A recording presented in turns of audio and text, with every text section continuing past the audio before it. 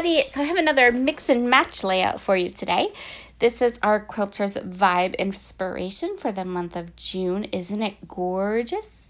I'm going to be using both the colors and some of the design.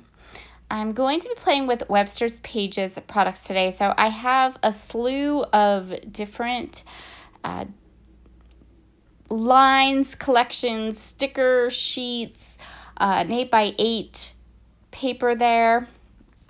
And I started by going ahead and picking out a ton of patterns. I cut these patterns into 2x2 squares, and then I'm taking the squares and I'm cutting them into triangles. Some of the collections that I used from Webster's Pages were Painted Passport. Some is #happy from Allison Craft. Some is Changing Seasons. And I wanted color. So I went through and I grabbed all of the blue and teal and this bright pink that's in both my photos and in the inspiration piece. So the quilt for this month really kind of set the tone. I loved those colors. I found photos that set those colors off, and then I went looking for papers that would show off these beautiful colors that are in the quilt project. So I'm cutting paper, lots and lots of paper. I probably didn't need to cut as much as I did, so I cut I want to say a dozen. So I ended up with 24 of each of the colors of triangles. Yeah, that was too many. But, that's okay. I still have them. I can make them again. Most quilts are based on the shape of a triangle, so it'll be okay. So this is just a basic chevron type of a design. I did go ahead and give myself some guidelines to follow, so all of them are kind of butted up against that line, and you can see I have the inspiration piece over here, and I'm just gonna fidget around. So my main goal for this top and first chevron was that I wanted to make sure it was straight because I don't want it to fly off the edge of the paper. I want it to be contained within the edge of my page. So I'm just lining everything up. I'm going to continue working on that pencil line there that I have. I'm going to run out of tape runner. My initial thought for this layout was that I was going to put a chevron strip down at the bottom, a chevron strip at the top, and then I was going to paper piece that heart element that's in the quilt. But I have two photos here that are 4x6, and I didn't want to cut them down, and I wanted to mat them. So these are the photos of my youngest son when he turned 13.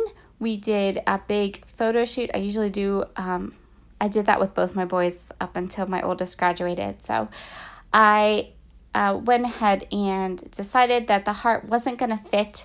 And if it did, it was going to be really squishy, and I didn't like that. So we're just going to bye-bye the heart. 86 the heart. And maybe I'll work on a card with that heart element on it with the extra triangles I have left over. So instead, what I'm going to do is I'm going to start down at the bottom. I'm going to end up doing 3 rows of chevrons, or this zigzag pattern. And the 2 bottom rows are going to be kind of close together. The top is going to be against the top of the page, and then I'm going to put my photos in the middle.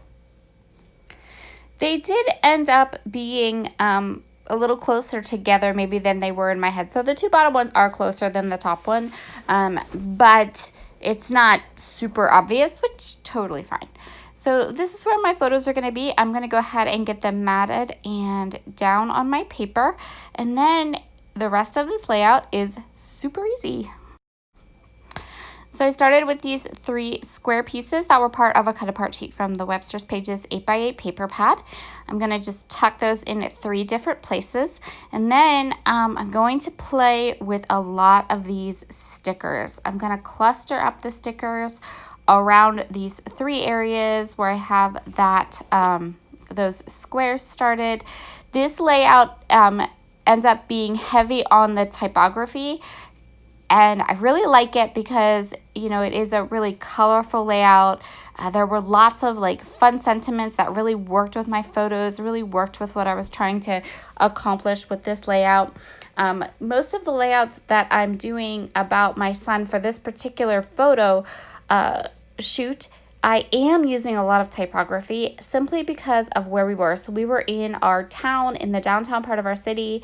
There's a part down there where different artists come in. They have these big cement barriers set up, and all kinds of different artists come from all over, and they paint all these beautiful murals and different kind of graphic elements on these cement barriers. So there's cement barriers, and then there's also where they have murals painted on like the underside of an overpass. So that's what we did for these particular pictures. And so they're very kind of urban, and I really like the typography elements with those. So these are the photos when he turned 13. So I want to make sure that I put a little title there. It's going to be #teen. And I am going to go ahead and just continue on here with stickers. I'm going to pop some of these up. I'm going to pop some of them up kind of halfway to give them a more kind of rugged or kind of like messy, again, that like graphic urban type of a look is what I'm trying to accomplish here. So instead of popping up like the whole sticker, I'm just popping up corners and areas of some of the stickers.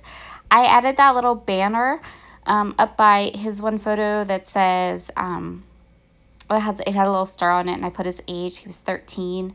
And I'm just going to go ahead of it. You can see here, I love how this layout turned out. It turned out fun.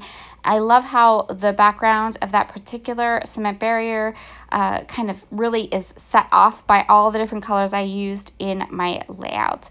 Thank you so much for joining me today. Make sure to head over and check out and see what Christy and Daisy and Alex did with this inspiration piece, and we'll see you all again next month. Bye.